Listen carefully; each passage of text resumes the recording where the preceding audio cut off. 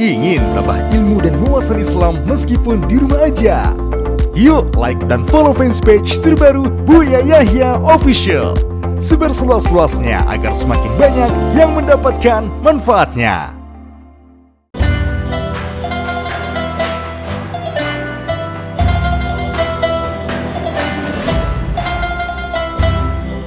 Assalamualaikum warahmatullahi wabarakatuh, Buya. Assalamualaikum. Saya Mbak dari Tegal, izin bertanya, Buya. Bagaimana kita menyikapi seseorang yang suka merendahkan orang lain, padahal seseorang itu adalah ustadzah, Buya? Mohon jawabannya, Buya. Terima kasih. Maka gini, ada orang suka merendahkan. Jadi gini, siapapun dari kita hendaknya selalu waspada. Ingat, apakah Anda seorang ustadz? Tidak boleh kita merendahkan orang lain. Bukan cara Nabi. Nabi tidak pernah merendahkan orang lain, padahal Nabi sangat tinggi pangkatnya, sangat mulia. Lah kita ini siapa kok berani merendahkan orang itu? Akhlak apa itu? Imam Ghazali, penerus Nabi, mengatakan orang itu memang jelek hari ini, tapi bisa saja esok hari menjadi lebih bagus dari saya kok. Sehingga di dalam mengajak kepada kebaikan pun, dengan dakwahnya Nabi itu adalah memandang mereka dengan pandangan kasih sayang, bukan dengan pandangan merendahkan. Seorang ustadz yang memandang jamaah murid dengan pandangan merendahkan, dia runtuh, bukan ustadz lagi, dia perlu belajar lagi. Karena memandang orang lain harus pandangan cinta dan kasih sayang.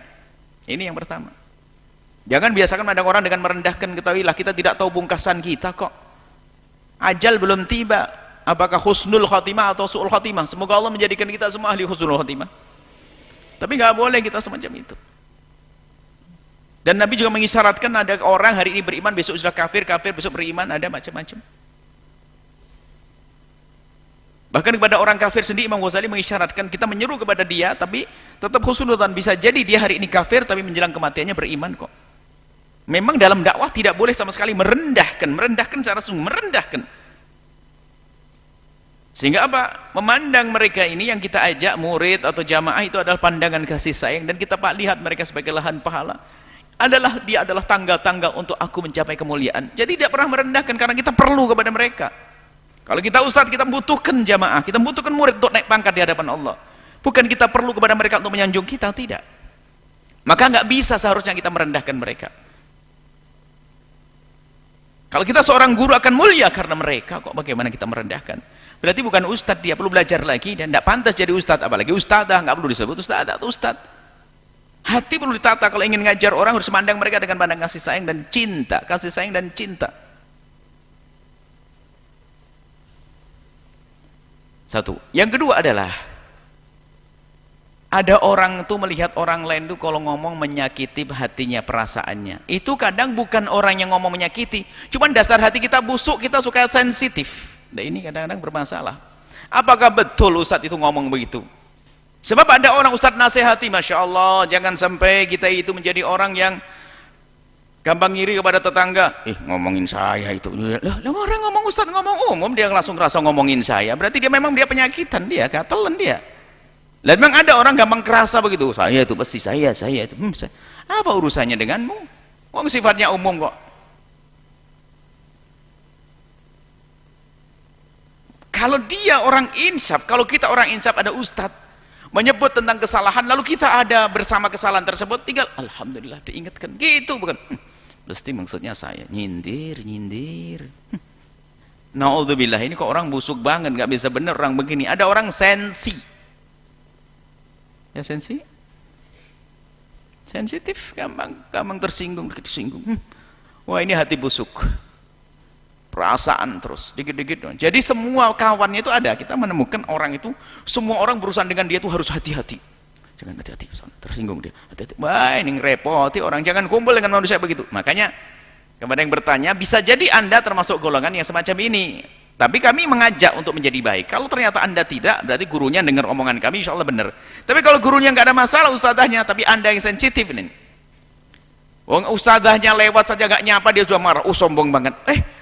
Belum tentu dia sombong, bisa jadi dia tuh mikir jamaahnya kok bandel-bandel, dia tuh ngadu kepada Allah sambil jalan lalu nggak lihat Anda.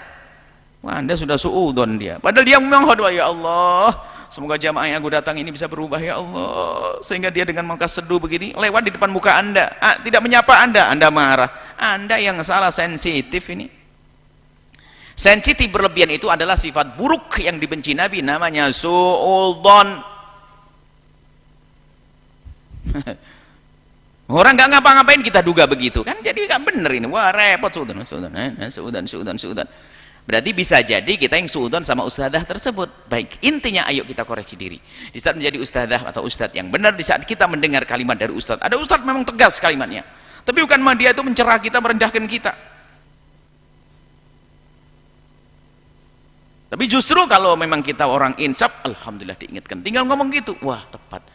Sampai suatu ketika yang kita menyampaikan satu ceramah, satu jamaah ini yang insaf mengatakan, Buya itu kalau ngomong itu pas, itu saya banget, terima kasih. Wah ini orang bener, katanya saya banget, saya juga tidak kenal dia kok, katanya saya banget yang disebut dalam cerita terus, saya banget. Nah kalau orang belajar tuh bisa ngomong begitu, berarti dia itu insaf dan bener, cepet baik. Yang ngomongin saya banget itu, bener-bener saya banget. Tapi yang lain nyinggung nih, nyindir, sekapok ngaji baik, sindir-sindiran lah. Tak tahu ngaji ke tempat lain juga begitu, sindir-sindir. Kayaknya apa? Nggak ngaji, neraka setelah itu dia. Ya, kalau jadi ustadz yang benar, jangan suka nyakiti perasaan orang.